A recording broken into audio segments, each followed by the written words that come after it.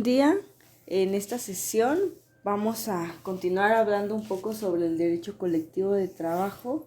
y vamos a pasar a la unidad sexta y séptima. Vamos a hablar sobre el contrato colectivo de trabajo, su estructura, su planeación y también vamos a ver lo que es el contrato ley. Y vamos a empezar hablando sobre los principios fundamentales que rigen las normativas de las relaciones colectivas en materia de trabajo.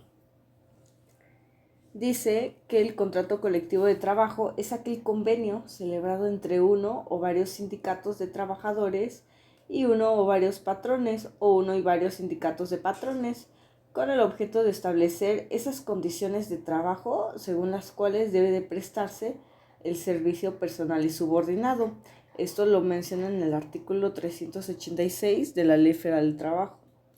Y por otra parte, vemos la diferencia con el contrato ley. El contrato ley es aquel convenio celebrado entre uno o varios sindicatos de trabajadores y de patrones o uno y varios sindicatos de patrones con el objeto de establecer las condiciones según las cuales debe prestarse el trabajo en una rama determinada de la industria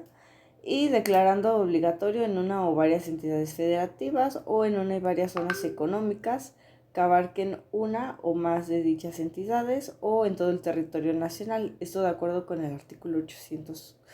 404 de la Ley Federal del Trabajo. Entonces, como podemos ver aquí, la diferencia principal radica en que cuando se trata de contratos ley, es de que se presta ese trabajo personal y subordinado, pero en una rama determinada de la industria. Esa va a ser la diferencia. Y lo vemos con la diapositiva siguiente. Aquí, cuando vemos sobre la comparación y las diferencias, podemos tratar de definir este tipo de conceptos de acuerdo con la Ley Federal de Trabajo. Dice que el contrato colectivo de trabajo, como ya lo vimos, es ese convenio celebrado entre uno o varios sindicatos de trabajadores y uno y varios de patrones o uno y varios sindicatos de patrones con el objeto de establecer esas condiciones de las cuales se deberá prestar el trabajo, mientras que el contrato ley va a ser ese convenio cuyo objeto es establecer las condiciones según las cuales debe prestarse el trabajo en una rama determinada de la industria y se declara finalmente obligatorio. Ahora, esta es información muy importante acerca del contrato colectivo de trabajo, de acuerdo con el artículo 387 de esta ley. Como ya hemos visto, la constancia de representatividad es como la cara que va a tener el sindicato en cuestión de esa certificación por la cual ya se le da esa vida jurídica a ese sindicato. Y el artículo 387 se refiere a que cuando el patrón emplee trabajadores miembros de un sindicato, tendrá ya como una obligación celebrar ese contrato colectivo de trabajo cuando se solicite. Y también nos menciona que, de acuerdo con el principio de representatividad, las organizaciones sindicales y de certeza en la firma, registro y depósito de los contratos colectivos, el sindicato solicitante deberá contar previamente con esa constancia de representatividad. Y si el patrón se niega a firmar este contrato colectivo de trabajo, los trabajadores, entonces, obviamente sindicalizados, tendrán que ejercitar su derecho a huelga, como ya lo hemos estado viendo.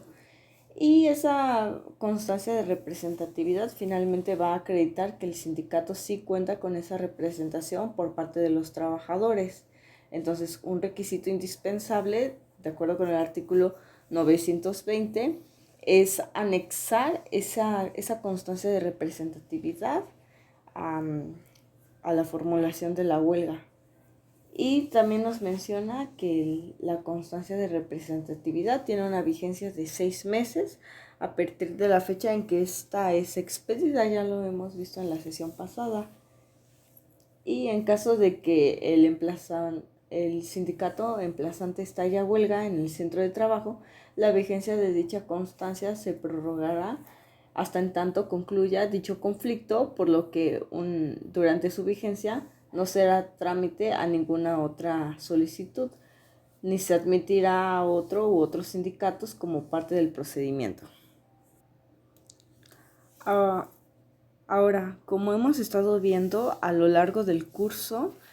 es importante mencionar que en dichos contratos colectivos de trabajo pues se deberán de establecer esas condiciones por las cuales deberá prestarse el servicio personal subordinado por parte de los trabajadores con el empleador. Y obviamente pues este contrato colectivo de trabajo tendrá que abarcar lo que es la jornada de trabajo, los días de descanso, las vacaciones, los salarios, los horarios y demás elementos que hacen y que son indispensables en una relación de trabajo. Entonces, si falta alguno de estos elementos, se van a aplicar las disposiciones legales conducentes. También se menciona que el contrato colectivo no podrá concentrarse en condiciones menos favorables para los trabajadores que las contenidas ya en sus contratos vigentes. Es decir, que esas condiciones de trabajo no deberán ser irrenunciables para los trabajadores y que por lo tanto tampoco deberán ser menos favorables a las que ya están consagradas en los contratos vigentes que tiene la empresa o incluso ya en las establecidas por parte de la Ley Federal del Trabajo. Es decir, siempre va a ir en pro de los trabajadores, beneficiándolos. Ahora, esta diapositiva habla sobre la titularidad de un contrato colectivo de trabajo y tiene relación con el tipo de sindicatos que ya vimos que existen dentro de nuestro ordenamiento jurídico. Y la primera fracción se refiere a que si concurren sindicatos de empresa o industriales o unos y otros, el contrato colectivo se celebrará con el que tenga el mayor número de los votos de los trabajadores dentro de la empresa. La fracción 2 ya se refiere al tipo de sindicatos de profesiones. Dice que si concurren sindicatos gremiales, el contrato colectivo se celebrará con el conjunto de los sindicatos mayoritarios que representan las profesiones, siempre que se pongan de acuerdo. En caso contrario, cada sindicato celebrará pues su propio contrato colectivo de trabajo según su profesión y según también cómo mayor beneficio obtengan estos sindicatos. Y la fracción 3 dice que si concurren sindicatos gremiales y de empresa o de industria, podrán los primeros celebrar un contrato colectivo para su profesión siempre que el número de trabajadores a su favor sea mayor que el de los trabajadores de la misma profesión que voten por el sindicato de la empresa o de industria. La siguiente diapositiva habla de lo mismo, de la titularidad, y nos menciona que el voto de los trabajadores deberá ser conforme al procedimiento ya establecido en el artículo 390 bis y que el sindicato o los sindicatos que conforman lo dispuesto en dicho capítulo obtengan la mayoría de los trabajadores, según sea el caso, obtendrán esa constancia de representatividad correspondiente a fin de solicitar esa celebración y la firma de su contrato colectivo de trabajo. Y nos menciona que la pérdida de la mayoría que se refiere al artículo anterior será declarada por los tribunales después de consultar a los trabajadores mediante el voto personal, libre, directo y secreto que produce la titularidad del contrato colectivo de trabajo. Para tal efecto, el sindicato deberá promover un procedimiento especial contemplado en el artículo 897 y subsecuentes de la Ley Federal del Trabajo ante el tribunal competente. ¿Cuál es el tribunal competente? Como ya lo vimos, es esa autoridad registral, que es el Centro Federal de Conciliación y Arbitraje. Ahora vamos a ver cómo se tendrá que celebrar ese contrato colectivo de trabajo. Ese contrato se celebra por escrito bajo una pena de nulidad y se tiene que realizar por triplicado, entregándose un tanto a la parte empleadora, que es el patrón, a uno como sindicato y también a la autoridad registral, que es el Centro Federal de Conciliación y Registro Laboral, ante quien cada una de las partes celebrantes debe señalar un domicilio.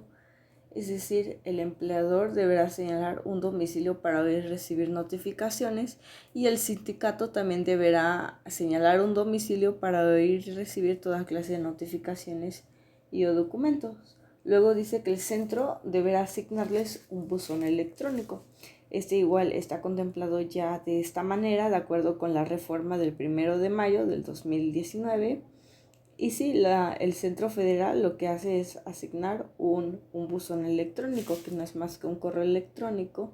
en el cual las partes van a recibir notificaciones. También está la posibilidad de que a lo mejor si uno como sindicato o como patrón no quiere tener ese buzón electrónico designado por parte de la autoridad, puede proporcionar, obviamente por escrito, su propio correo electrónico y señalar este como buzón electrónico.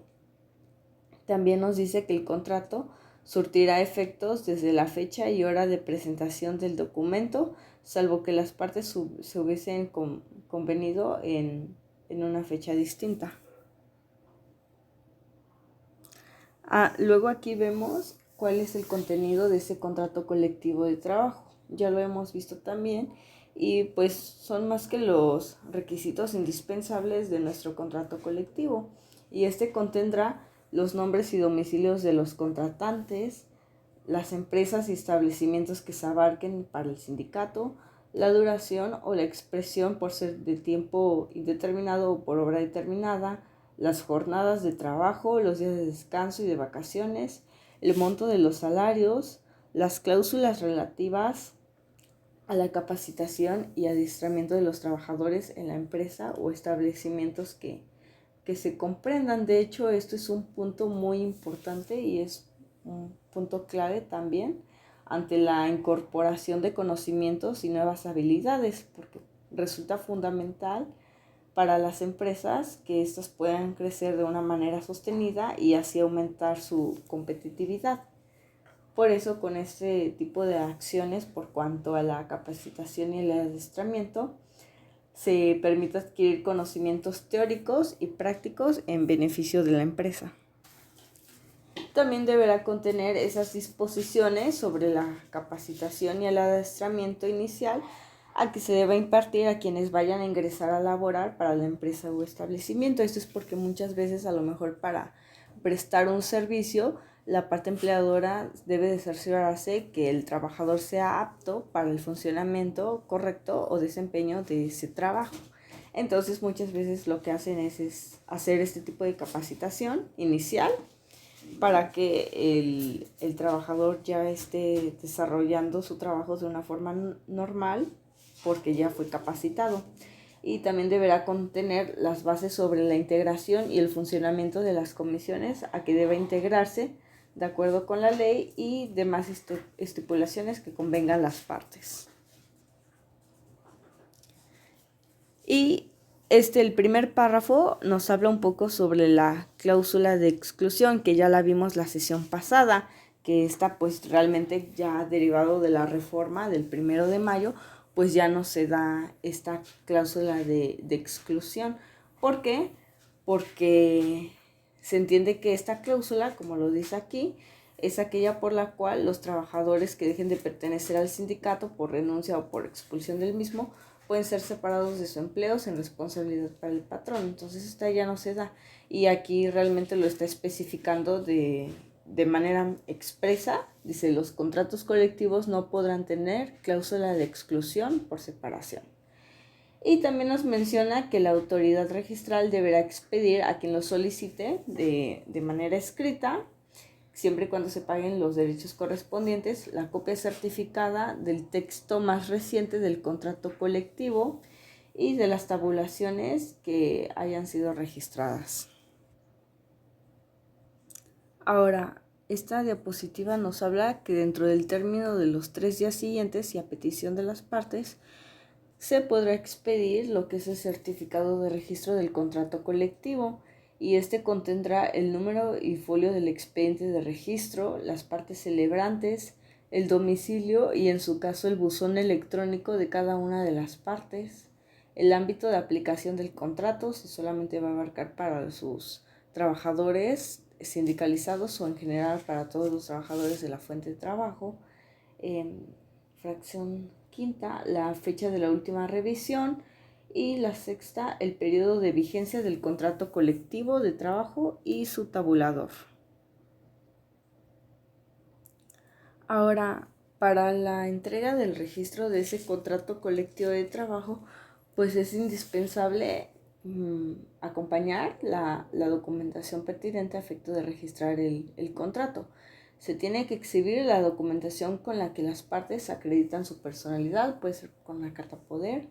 La fracción B, el contrato colectivo de trabajo. Fracción C, la constancia de representatividad, que ya vimos cómo la obtenemos.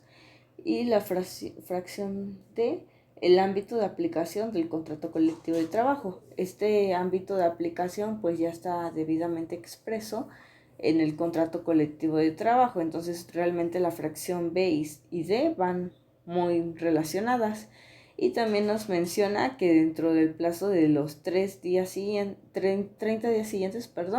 el Centro Federal deberá resolver sobre el registro del contrato colectivo de trabajo y esta resolución deberá ser notificada a las partes en el domicilio ya señalado con anterioridad. Como ya hemos visto, pues entonces es muy importante siempre acompañar la constancia de representatividad para la celebración del contrato colectivo de trabajo. Pues es entonces que el sindicato pues deberá solicitarle al Centro Federal de Conciliación y Registro Laboral esa constancia de representatividad para garantizar la legitimación y la representatividad de las organizaciones sindicales y así tener esa certeza de que sí existe una firma, un registro y un depósito de los contratos colectivos de trabajo. Y aquí vemos cuáles son los requisitos para obtener la constancia de representatividad. Como ya vimos, pues es a petición de parte y deberá ser presentada por escrito por uno o varios sindicatos del Centro Federal de Conciliación y Registro Laboral. Deberá contener el nombre de la parte solicitante, así como el domicilio en el que se harán las notificaciones correspondientes. Y también se tiene que señalar domicilio y nombre de los datos de identificación del patrón o del centro de trabajo, así como de la actividad a que se dedica. Esto también es en términos del artículo 712 de la Ley Federal del Trabajo y dice que adicionalmente se deberá acompañar un listado con el que se acredite que el sindicato solicitante cuenta con el respaldo de por lo menos el 30% de sus trabajadores cubiertos por el contrato colectivo y en ese listado se tendrá que incorporar lo que es el nombre, el CURP, la fecha de contratación y firma autógrafa de los trabajadores. Y también nos menciona que el Centro Federal conservará en secreto y cuidará bajo su más estricta responsabilidad la confidencialidad del listado y los anexos que exhiba el solicitante. Y aquí nos menciona cuál es el apercibimiento en caso de que no se realizaran conforme a la presentación anterior estos requisitos. Dice que la autoridad deberá, dentro de los 3 días siguientes, prevenir al solicitante del sindicato para que subsane su solicitud y este tendrá 3 días siguientes también para subsanar esa prevención. También nos menciona que el hecho de que en el centro de trabajo se opere de una forma informal o bajo esquemas de simulación no afectará a los trabajadores en el ejercicio de su libertad de negociación y la defensa de sus intereses y que el Centro Federal de Conciliación y Registro Laboral en un plazo no mayor de 3 días contados a partir de la presentación de la solicitud publicará en su sitio de internet el aviso de solicitud de constancia de representatividad. Va a fijar ese aviso y le va a solicitar al patrón que lo coloque al interior del centro laboral en los lugares de mayor afluencia para hacerlo del conocimiento a los trabajadores y a cualquier otro sindicato que desee obtener la constancia de representatividad a fin de que este pueda promover su adhesión a la solicitud y para lo cual estarán las normas ya establecidas en el artículo 388 de la Ley Federal del Trabajo. Es decir, que sí, tendrá que acudir el personal adscrito al Centro Federal de Conciliación y fijar esa especie de avisos para que los trabajadores puedan adherirse al sindicato. Ahora, para el caso de que realmente un sindicato sí se quiera adherir, pues entonces esta solicitud adhesiva deberá presentarse por escrito ante el Centro Federal para que éste, a su vez, dentro de los 10 días siguientes a la publicación del aviso de solicitud, deberá señalar el nombre de la parte adherente, así como su domicilio para oír y recibir notificaciones, y también tendrá que acompañar el listado con el que acredite que cuenta con el respaldo de por lo menos el 30% de los trabajadores cubiertos por el contrato colectivo, y no será un impedimento para que sea admitida esta solicitud adhesiva de que los nombres de los trabajadores aparezcan en 2 o más listados presentados por los sindicatos. Eso es porque muchas veces a lo mejor los trabajadores trabajan para empresa Y y para la empresa X, que es de la misma rama, entonces pueden estar en ambos sindicatos. Y también nos menciona que si solo un sindicato solicita la constancia, entonces se le tendrá por acreditada su representatividad cuando cuente por lo menos con el respaldo de por lo menos el 30% de los trabajadores cubiertos por el contrato colectivo de trabajo.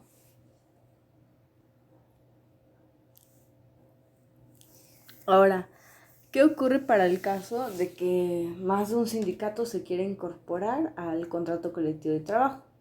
Pues entonces ya existiría el derecho a negociar y a celebrar dicho contrato colectivo de trabajo correspondiendo al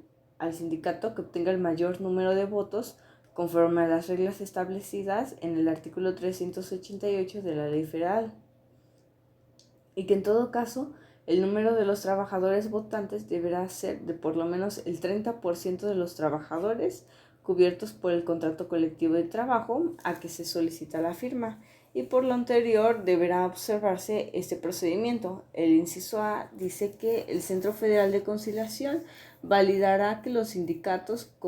contendientes acrediten el respaldo de por lo menos el 30% de los trabajadores cubiertos por ese contrato colectivo, y en todo caso se procederá con recabar ante las autoridades o a las instancias correspondientes la información necesaria para la elaboración de un padrón. ¿Y en qué va a consistir ese padrón? Bueno, de primer momento, pues se van a excluir a todos los trabajadores de confianza. Y segundo, ese padrón va a consistir en un listado de los trabajadores del centro laboral que serán consultados mediante un voto personal, libre, directo y secreto. Y también nos menciona que serán parte del padrón los trabajadores que hayan sido despedidos del trabajo durante los 3 meses previos o posteriores a la presentación del escrito de solicitud, a excepción de aquellos que hayan dado por terminada su relación de trabajo, salvo que se encuentre sub judice, es decir, salvo un juicio pendiente, y que hayan dado por terminada su relación de trabajo se refiere a que estos hayan renunciado. El inciso B ya nos habla de cómo se va a llevar a cabo esta votación, y dice que una vez conformado el padrón que servirá la base para la consulta de los trabajadores, la autoridad emitirá una convocatoria señalando el lugar, el día y la hora en que se va a efectuar esta votación, y la convocatoria se emitirá por lo menos con 10 días de anticipación a esta sin que exceda de los 15 días, es decir, si se tienen como tal 10 días para prepararlo de una manera correcta para que no vaya a exceder ni tampoco le falte tiempo para realizarlo, porque entonces de ninguna manera se podría hacer porque estaría causando una violación al procedimiento. Y dice que dicho centro deberá garantizar que el lugar a que se designe para la votación sea accesible a los trabajadores y reúna con las condiciones necesarias para que estos emitan su voto de una forma libre, pacífica, ágil, segura, secreta, como ya lo hemos visto. Y para que estos pues no puedan ser coaccionados, ¿no? Como muchas veces a veces lo realizan al momento de realizar las votaciones en el INE, nosotros como ciudadanos de que quieren coaccionarnos, de que votemos por tal partido. Aquí pues se trata de evitar este tipo de circunstancias semejantes. Inciso C nos habla de que los solicitantes podrán solicitar ante la autoridad registral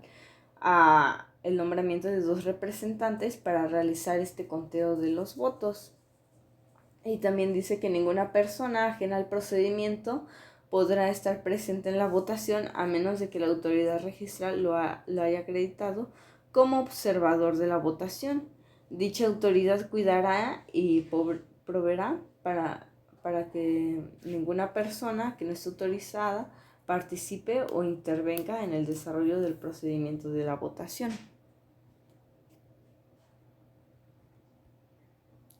El inciso D pues nos habla de cómo se va a realizar este voto de una manera personal, libre, directa y secreta. Y el inciso E nos habla de que también se deberá de especificar la fecha, el lugar, la hora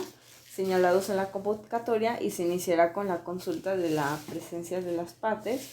que podrán ser asistidas por las mismas y que previo registro de los trabajadores, el funcionario comisionado por la autoridad registral instalará la o las mamparas necesarias para la emisión del voto de los trabajadores en secreto, así como la urna o esas urnas transparentes para que se depositen los votos, debiendo verificar que estas ya estén vacías para que no exista ningún error de que ya hay alguna votación dentro de esas urnas, y acto seguido, previa identificación con documento oficial vigente, se procederá con el ingreso de los trabajadores ya para ejercitar su derecho al voto personal, libre, directo y secreto, y se dotará cada uno con su boleta para ejercerlo. También dice que durante el procedimiento de votación ningún trabajador podrá vestir con un color, calcomanías, emblemas o cualquier otro elemento que lo distinga como un miembro o un simpatizante de alguno de los sindicatos solicitantes. Es decir, que no va a haber aquí mayor simbología como para orientar o influir en los otros trabajadores para que estos voten por diversos sindicatos. Y también nos menciona que la boleta no tendrá que tener el nombre del votante, ni podrá sentarse alguna señal o algún dato distinto en el listado que haga posible identificar el folio de la boleta que le fue entregada, porque como ya hemos visto, este voto siempre se va a realizar personal, libre, directo y secreto. Y también dice que el funcionario comisionado por la autoridad registral proporcionará al trabajador su boleta, quien deberá dirigirse a la mampara correspondiente para que una vez que el trabajador marque su boleta, la doblará para evitar mostrar el resultado o el sentido de su voto y la va a depositar en la urna correspondiente. También nos dice que concluida la votación, el funcionario facultado de la autoridad registral procederá a practicar el escrutinio, abriendo sucesivamente cada una y extrayendo una a una cada boleta, examinándolas para corroborar su autenticidad y exhibiéndolas a los representantes de las partes. Y estas boletas no deberán estar de alguna manera cruzadas o marcadas de una forma distinta, sino que al contrario, de que estén realizadas así o que estén mal marcadas, pues se van a considerar nulas, poniendo las boletas por separado conforme al sentido de cada uno de los votos para no juntarlos ni revolverlos, mientras que las nulas se colocarán aparte.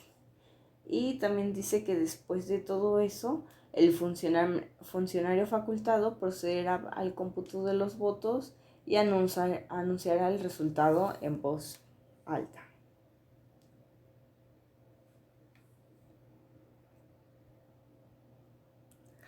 Y ya estas fracciones son muy importantes e interesantes. Dice de que en caso de que exista coacción por parte de cualquier persona en contra de la persona que está ejerciendo su voto personal, libre, directo y secreto, pues entonces se tomarán las acciones o las medidas necesarias y el funcionario facultado podrá solicitar el auxilio de la fuerza pública, es decir, ya acudirá un elemento de la policía para verificar el cumplimiento idóneo de este procedimiento de la constancia de representatividad. Y el inciso J dice que concluida la consulta, El funcionario facultado levantará el acta de la misma y solicitará a las partes que la firmen. Ya para el caso de que se nieguen a firmar esta acta, pues no va a afectar en nada la validez de dicha acta. Y también nos dice que la autoridad registral resolverá sobre la procedencia de la solicitud de la constancia de representatividad y de resultar procedente, pues emitirá la constancia correspondiente.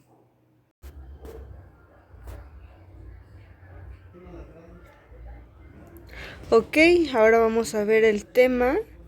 de la revisión del contrato colectivo de trabajo y está contemplado en el artículo 398 de la Ley Federal del Trabajo, y el cual nos establece el procedimiento a seguir derivado de este artículo 398. Nos dice que para el caso de que se trate de un solo sindicato de trabajadores o de un solo patrón, cualquiera de las partes podrá solicitar la revisión. Si por el contrario se tratase de varios sindicatos de trabajadores, la revisión se hará siempre que los solicitantes presenten el 51% de la totalidad de los miembros de los sindicatos, es decir, tiene que ser la mayoría o la mitad más uno. Y la fracción tercera nos habla de que si se celebró por varios patrones, entonces la revisión se hará siempre que los solicitantes tengan el 51% de la totalidad de los trabajadores afectados, por el contrario, por lo menos. Entonces aquí en las últimas dos fracciones siempre dice que para solicitar la revisión deberá ser la mayoría de las partes. Ahora, aquí tenemos dos plazos distintos para realizar la solicitud del contrato colectivo de trabajo. La primera es de 60 días naturales antes y la otra es de 30 días naturales antes. Para los 60 días naturales siempre va a ser antes del vencimiento del contrato colectivo de trabajo por tiempo determinado si este no es mayor de 2 años, o del transcurso de 2 años si el contrato por tiempo determinado tiene una duración mayor, y la última fracción que es del transcurso de 2 años en los casos de contrato por tiempo indeterminado o por una obra determinada. Y para el caso de los 30 días naturales antes siempre va a ser de acuerdo con el artículo 399, que nos habla de los contratos colectivos de trabajo cuando van a ser estos revisables, y tiene que ser cada año. Esto siempre y cuando sea referente a los salarios en efectivo por la cuota diaria. Y dice que la solicitud de esta revisión deberá hacerse por lo menos 30 días naturales antes del cumplimiento de un año transcurrido desde la celebración, revisión o prórroga del contrato colectivo de trabajo. Ahora, es muy importante siempre realizar esta solicitud de la revisión del contrato colectivo de trabajo para revisar que todas las cláusulas estén conforme a derecho y no haya ninguna renuncia de derechos. Y para ello, el artículo 399 ter y 400 de la Ley Federal del Trabajo nos establece que siempre que se va a realizar esta revisión, siempre deberá celebrarse ante la autoridad registral, que en este caso es el Centro Federal de Conciliación y Registro Laboral competente. Y también nos menciona que si ninguna de las partes solicitó esa revisión o no se ejercitó el derecho de huelga, entonces lo que va a suscitarse es que el contrato colectivo se va a prorrogar por un periodo igual al de su duración, o continuará por un tiempo indeterminado. Entonces por eso siempre es muy importante realizar esta solicitud de la revisión del contrato colectivo de trabajo ante el Centro de Conciliación competente. Ahora, la siguiente diapositiva nos habla sobre las causas de terminación del contrato colectivo de trabajo. Y bueno, mencionaba las causas de la terminación del contrato colectivo de trabajo. Esa está contemplada en el artículo 401. Son similares a las que ya hemos visto, la verdad. Y la primera fracción es por mutuo consentimiento, es decir, entre todas las partes. Y la fracción 2 por terminación de la obra. A lo mejor en el sindicato en el que se constituyó el patrón y la fuente de trabajo con los trabajadores, pues ya finalizó porque la obra ya concluyó. Entonces ya no tiene caso estar protegiendo las relaciones de trabajo cuando ya no hay una relación de trabajo porque la obra ya terminó. Y la fracción tercera, en los casos del capítulo octavo de la Ley Federal del Trabajo, es decir, por casos de huelga o por cierre de la empresa o establecimiento, siempre que en el último caso el contrato colectivo de trabajo se aplique exclusivamente en el establecimiento. Y también nos menciona que si ya ha firmado un contrato colectivo de trabajo, un patrón se separa del sindicato, el contrato regirá, no obstante, las relaciones de aquel patrón con el sindicato o sindicatos de sus trabajadores. Y también para los casos en que se disuelva este sindicato de trabajadores o de la terminación de este sindicato, las condiciones de trabajo incluso continuarán vigentes en la empresa o en el establecimiento. Y bueno, esta diapositiva también la quise incluir en esta presentación, pues nos habla sobre la conciliación como una solución eficaz de los conflictos laborales, y esto es muy importante también para los conflictos entre sindicatos, con patrones o con trabajadores incluso. La Ley Federal del Trabajo, ya con la reforma del 1 de mayo del 2019, materializa el mandato constitucional de establecer una instancia prejudicial obligatoria de conciliación. Como tal, esta instancia es obligatorio. Lo que no es obligatorio es llegar a una conciliación. Y se pretende que los funcionarios de los centros de conciliación y registro laboral, al pertenecer estos a un organismo público descentralizado con autonomía operativa y de gestión, cuenten con la independencia, profesionalismo e imparcialidad necesaria para garantizar que su actuación brinde mayor confianza y certeza a las partes en un conflicto. Esto siempre es en aras de alcanzar que se llegue a un convenio satisfactorio y se evite que el caso o el asunto llegue a una instancia judicial. Bajo este diseño institucional, el funcionario conciliador tendrá un papel fundamental en este nuevo proceso, al llevar la responsabilidad de garantizar que no se vulneren los derechos del trabajador y evitar que éste quede en estado de indefensión frente al patrón o sus representantes. Y aquí me gustaría también hacer hincapié sobre la famosa frase de haz de la conciliación una constante y del arbitraje una excepción. Para eso tenemos estos centros de conciliación y registro laboral. También se privilegia la solución del conflicto por encima de los formalismos procedimentales, sin afectar el debido proceso y los fines del derecho de trabajo, que recordemos siempre es buscar ese equilibrio entre los factores del capital y del trabajo, del empleador y del trabajador. Bien, ahora pasemos a la siguiente unidad que nos habla sobre el contrato ley. Ya hablamos un poquito de la diferencia de este contrato ley con el contrato colectivo de trabajo y el tipo de objeto, pero volvamos a hacer énfasis en que este contrato ley es aquel convenio celebrado entre uno y varios sindicatos de trabajadores y varios patrones o uno y varios sindicatos de patrones, cuyo objeto es establecer las condiciones según las cuales debe prestarse el trabajo, pero recordemos, debe ser en una rama determinada de la industria y declarado ya como obligatorio en una o varias de las entidades federativas o en una de las zonas económicas que abarquen una o más de estos estados, o en todo caso en el territorio nacional, y ello tiene su fundamento en el artículo 404 de la Ley Federal de Trabajo. Ahora vamos a ver los antecedentes de este contrato ley. Recordemos que el contrato colectivo de trabajo, pues ya mencionamos en los antecedentes cómo surge a raíz de la revolución. Pero aquí ya el contrato ley tiene un principal auge dentro de la legislación de Veracruz, y posteriormente surge en lo que es Puebla, Tamaulipas, Hidalgo, el Distrito Federal, que ahora es la Ciudad de México, Yucatán y en otros estados. Y ello con el gobierno de Venustiano Carranza en 1915 fue que se elaboró ese proyecto relacionado con los derechos laborales y condiciones de trabajo que se consideró en la Constitución. En ese mismo año, la ley de Agustín Millán del 6 de octubre contenía en su artículo 9 la multa a un patrón que se negó a tratar con las asociaciones obreras. Y entonces también,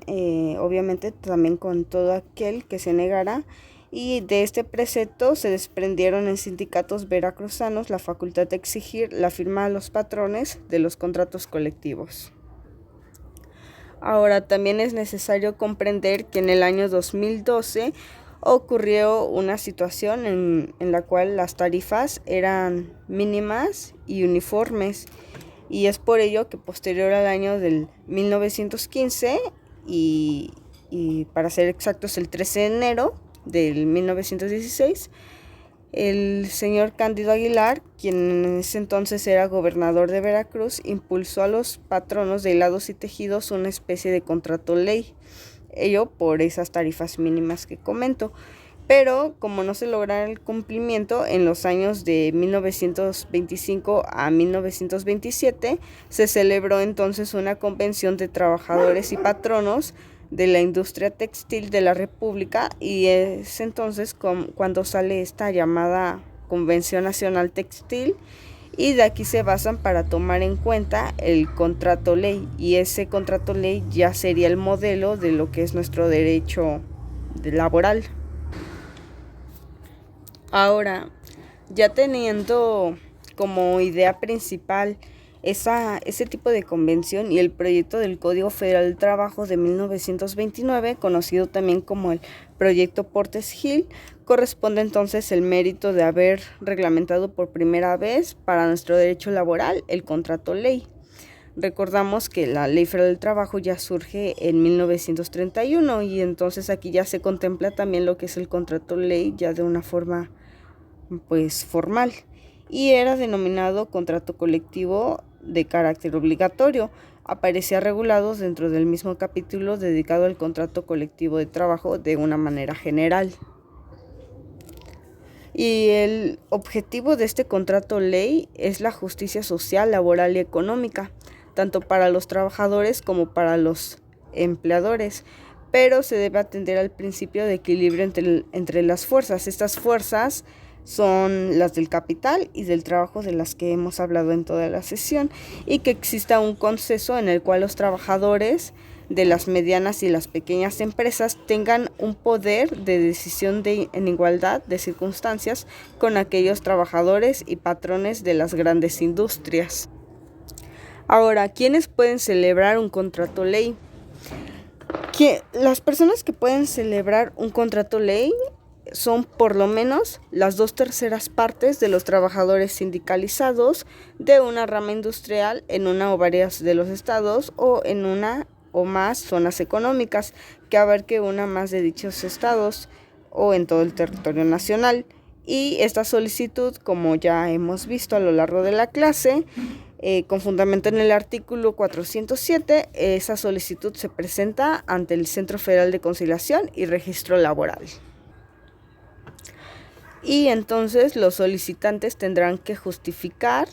que realmente sí satisfacen el requisito de la mayoría. Tienen que acompañar también su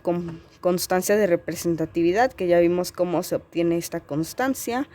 y también el padrón de los socios, si tienen celebrado un contrato colectivo de trabajo o son administradores del contrato ley. Y ya entonces el Centro Federal de Conciliación y Registro Laboral, después de verificar estos requisitos, tendrá que realizar la celebración de ese contrato ley y convocará una convención a los sindicatos de trabajadores o a los de patrones que pudieran resultar afectados. Y esa convocatoria se publica con una fecha de reunión, la cual deberá estar señalada dentro de un plazo no menor de 30 días. Se publica en el Diario Oficial de la Federación o en el periódico oficial de mayor circulación, y en los periódicos o en los medios que juzguen adecuados, y se señala también el lugar donde se haya de celebrarse la convención y la fecha y hora de la reunión inaugural. Estos son los requisitos por los cuales el contrato colectivo o contrato ley tendrá que abarcar. y contempla en la fracción primera el nombre y los domicilios de los sindicatos de trabajadores y los patrones que concurrieron a la convención. 2. Se tendrá que especificar si el nombre de la entidad o de las entidades federativas, la zona o las zonas que abarque o la expresión de regir en todo el territorio nacional. Fracción 3, la vigencia, la cual no podrá exceder de 2 años, las condiciones de trabajo también. Fracción 5, las reglas conforme a las cuales se formularán los planes y los programas para la implementación de la capacitación y el adiestramiento en la rama industrial de que se trate y demás estipulaciones que convengan las partes. Ahora, para que se apruebe nuestro contrato ley, el convenio que se realice de acuerdo a esta reunión tendrá que ser aprobado por la mayoría de los trabajadores, pero también tendrá que ser aprobado por la mayoría de los patrones que tengan a su servicio la misma mayoría de los trabajadores. Hecho esto, el presidente de la República, el gobernador del estado o el jefe de gobierno de la Ciudad de México lo van a publicar en el Diario Oficial de la Federación o en el periódico oficial. Y una vez publicado, entonces se va a declarar como contrato ley en la rama de la industria considerada para todas las empresas o establecimientos que existan o que se establezcan en el futuro en el estado o en más estados, o en la zona o las zonas que abarquen, o en su caso en todo el territorio nacional. También es importante mencionar que dentro de este procedimiento se pueden realizar oposiciones. Esas oposiciones las puede realizar cualquiera de las partes, pero tendrá que ser en un término no menor de 15 días para que se formulen estas oposiciones. Y esto es cuando se publique en el Diario Oficial de la Federación. Si no se formula ninguna oposición dentro de este término de 15 días hábiles, entonces el presidente de la República, el gobernador o el jefe de gobierno lo va a declarar obligatorio a este contrato ley que se formuló. ¿Qué pasaría si dentro del plazo señalado si se observan o se formulan este tipo de oposiciones? Entonces, dentro de este plazo de 15 días, los trabajadores y los patrones dispondrán de este término para presentar siempre por escrito sus observaciones y que se tiene que acompañar entonces las pruebas que así lo justifiquen. Para el caso de que el presidente de la República, el gobernador o el jefe de gobierno, tomando en consideración los datos de dicho expediente, podrá declarar la obligatoriedad de ese contrato ley. Y entonces, con fundamento en el artículo 416, el contrato ley producirá los efectos a partir de la fecha de su publicación en el Diario Oficial de la Federación o en el periódico oficial, salvo que la convención señale una fecha distinta. Y una vez publicado ese contrato ley, su aplicación será ya de una manera obligatoria para toda la rama industrial. Ya recordemos que sea en el estado o en los estados de la República, en todo el territorio nacional o en las zonas exclusivas para dicho fin.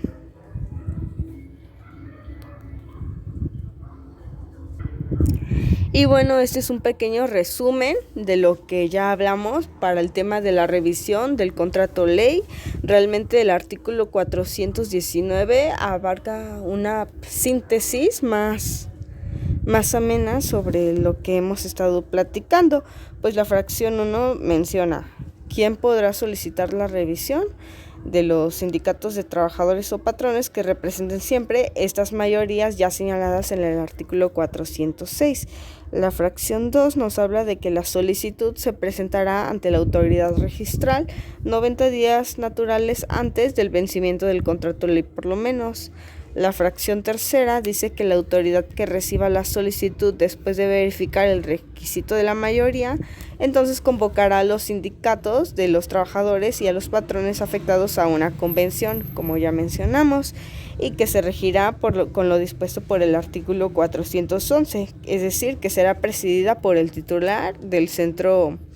registral o por el representante al que designe. Y también nos menciona que entonces los sindicatos de los patrones y los trabajadores, si llegan a un convenio, entonces el titular de la autoridad registral lo comunicará al titular de la Secretaría del Trabajo y Previsión Social para su publicación en el Diario Oficial de la Federación. Pero si no llegan a un convenio, entonces se concluye el procedimiento de revisión y los sindicatos de los trabajadores y patrones tendrán por prorrogado este contrato ley para todos los efectos legales conducentes. El artículo 419 bis igual nos habla sobre lo que ya mencionamos, sobre la solicitud para la revisión. Recordemos que este tipo de solicitud de los contratos ley, pues entonces se realiza cada año en lo que se refiere a los salarios por cuota diaria, y la solicitud de esta revisión deberá hacerse por lo menos 60 días naturales antes del cumplimiento de un año transcurrido desde la fecha en que surta efectos la celebración, revisión o prórroga del contrato ley. El artículo 420 nos menciona que si ninguna de las partes solicitó la revisión o no se ejercitó el derecho de huelga, el contrato ley se prorrogará por un periodo igual al que se hubiera fijado su duración. Recordemos siempre, no deberá exceder de 2 años. Y artículo 421, el contrato ley terminará únicamente por mutuo consentimiento de las partes que representen la mayoría que se refiere al artículo 406, previa consulta mediante el voto personal, libre y secreto a los trabajadores. Pues realmente este es todo el procedimiento de cómo se realiza la revisión del contrato ley.